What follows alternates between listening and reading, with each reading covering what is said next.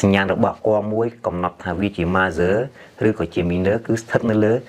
ចន្លោះទី3នឹងឯងបើចន្លោះណាត់ទី1មកចន្លោះទី3នឹងមាន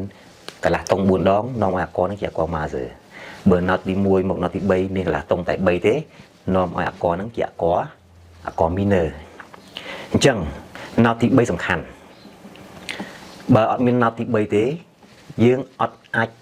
កំណត់អត្តសញ្ញាណរបស់អាករហ្នឹងជាអាករ major ឬ minor ទេ